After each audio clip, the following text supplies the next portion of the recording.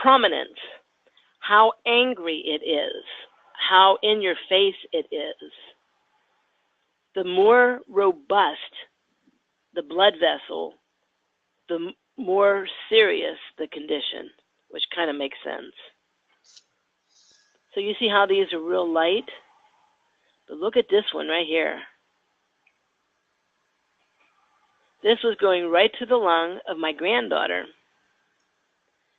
She had H1N1, and it really settled in her lungs. So these other blood vessels were here, but this is the one that she really needed to work on at the time. And by the way, she worked on it, and within a week, that line was completely gone. Didn't even know it was there. To this day, you wouldn't even tell it was there, because we nourished the lung, and there was no damage done to the lung. We gave her Chinese lung support. You know, we... Would you please define H1N1? Oh, okay. It's a type of flu that went around about 7 or 8 years ago. It's like everyone was afraid of H1N1.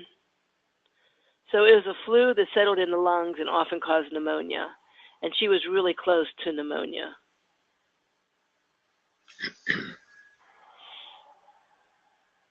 Okay, so that's more prominent. That's the angry one.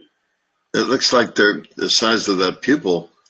Was she pre-diabetic at any point? No, what happened with this pupil is we were giving her a lot of lymph gland cleanse, which affects your blood sugar because it has golden still in it. Ah. Because that's what we did. We gave her Chinese lung support to support the lung, and for the infection in her lung, we gave her lymph gland cleanse and all cell detox. But that's why her pupil is so large. But this one's much more prominent than what this line is. Even though they're both about the same distance, this one's more prominent. So I would give this a 1 for prominent, for position that's getting close. And then I would give this one an extra 1 because it's so prominent. So this would be 2, and this would be only worth 1. This is the one I would work on first. So this one would be a 2, so I would work on this first, which goes right to the thyroid. Then it travels up to the pituitary gland. So it seems to me, and it is a traveling line, it goes across the quadrant, so it's glandular.